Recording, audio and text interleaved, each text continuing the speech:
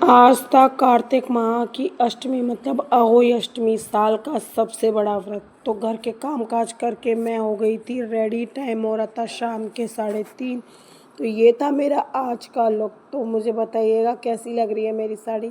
तो हेलो जी, राधे राधे, राधे कृष्णा। कैसे हैं आप सब? मैं बिल्कुल ठीक नहीं हूँ। मुझे हो रहा है काफ़ी तेज़ कोल्ड। मेरी तबीयत बहुत ख़राब चल रही है। आप मेरी आवाज़ से जान गए होंगे कि मैं बिल्कुल ठीक नहीं हूँ।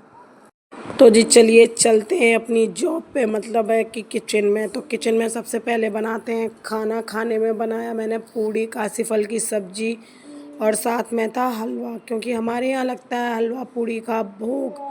तो सबसे पहले मैंने बनाई पूड़ियाँ। तो देखिए ये फूली फूली पूड़ी देखकर किसके मुंह में पानी आ गया। तो आ जाइए खा लीजिए खाना आप सब भी मेरे साथ। एक साइड में बना रही थी चाय और दूसरी साइड में बनाने लगी हलवा, क्योंकि टाइम भी हो गया था चाय का। तो अभी बाकी था। मैंने सोचा चलो कर लेते हैं ये बाकी का काम भी। तो मैं यहाँ बनाने लगी थी मठरी।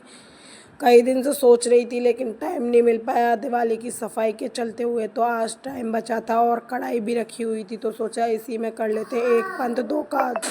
तो यहाँ मैं अपना काम कर ही रही थी, इतने में सासू माँ ने लगाई आवाज़। बाहर आके देखा तो हमारी काऊ की हो गई थी, हमारी गाय की हो गई थी डिलीवरी। तो काफ़ी खुशी की बात थी। कई महीनों का इंतज़ार ख़त्म हो गया, क्योंकि जैसा आप लोगों को पता है कि हम रहते हैं गांव से बाहर। यहाँ थोड़ा सा दूध की प्रॉब्लम ज़्यादा रहती है यहाँ से लाने ले जाने में।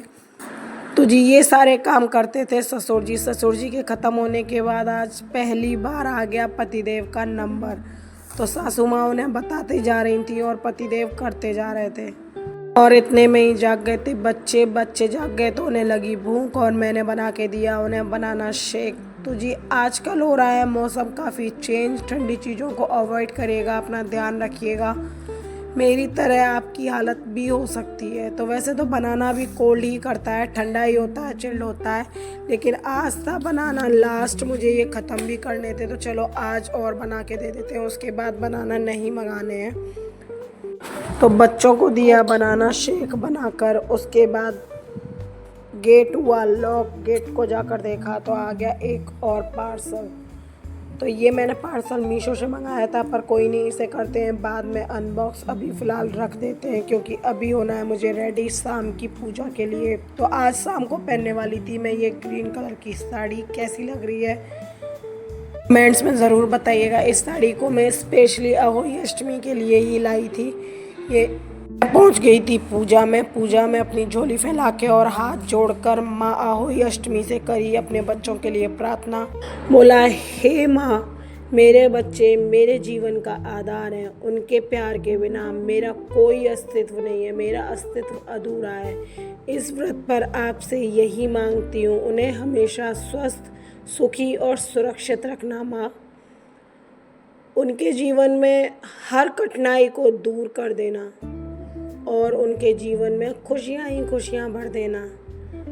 उनके हिस्से की सारी दिक्कत परेशानियाँ, जो भी मुसीबतें, सब मुझे दे देना। मैं खुशी खुशी उन्हें लेने के लिए तैयार हूँ। ये मेरी आपसे विनती है। तो आयोई माता, आज सभी आपसे ये विनती करेंगे अपनी संतान के लिए। तो उसमें एक विनती मेरी भी है।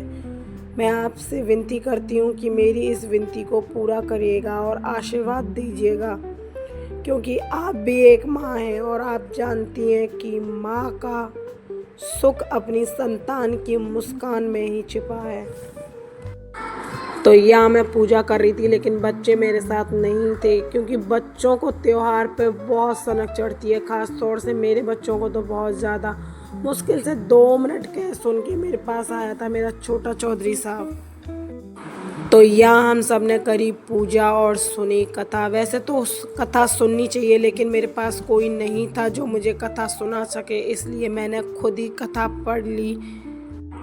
तो यहाँ आज मैं थोड़ा सा लेट हो गई थी, अंधेरा हो गया था, तारे निकल आई थी, क्योंकि इस व्रत में चंद्रमा को अर्घ नहीं देते हैं, देते हैं तारियों को अर्घ। तो ये था मेरी सासू माँ के लिए साड़ी। अगर आपकी सासू माँ सुहागन है तो आप श्रृंगार ज़रूर दीजिएगा। मेरी सासू माँ सुहागन नहीं है, तो इसलिए मैं सिर्फ उन्हें ये साड़ी दे रही थी। मेरे ससुर जी हो गए एक्सपायर। तो यहाँ हो गई थी लगभग मेरी पूजा ख़त्म और दिन बहुत लंबा हो रहा था क्योंकि निर्जल व्रत बहुत लंबा हो जाता है। गाइज़ मेरी आवाज़ पे मत जाइएगा, आवाज़ मेरी बहुत ख़राब हो रखी है तो इसलिए इसे अवॉइड करिएगा। तो यहाँ मैंने खुद ही पढ़ी कहानी, कोई घर में ऐसा नहीं था जो मुझे कहानी सुना सके। वैसे तो कहते हैं करवा चौथ और अहोई की कहानी सुननी चाहिए। पूजा ख़त्म होने के बाद मैंने बड़े बेटे को बोला कि मुझे वो माला पहना दो जो अहोई अष्टमी की होती है। उसने पहनाई मुझे वो माला और पैर छू कर लिया आशीर्वाद। मैंने भी दिया उसे सुख समृद्धि का आशीर्वाद। तो यहाँ पूजा ख़त्म होकर मैं बैठ गई थी तो बड़े बेटे को बोला बेटा आप अपने हाथ से मुझे एक गिलास पानी दे दो। यहाँ देखो कोल्ड मुझे बहुत ज़्यादा हो रखा था। तो ये था मेरे पूरे दिन का रूटीन। तो यहाँ बच्चे पूजा में तो नहीं बैठे लेकिन देखिए यहाँ चल रही थी उनकी शैतानियाँ कितनी।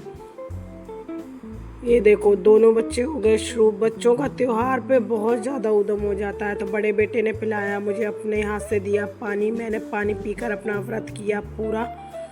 तो थैंक गॉड पानी पीने के बाद बहुत अच्छा फील हो रहा था। तो इसके बाद हम खा लेते हैं खाना। आ जाइए आप लोग भी खा लीजिए। मिलते हैं अगले नेक्स्ट ब्लॉग में।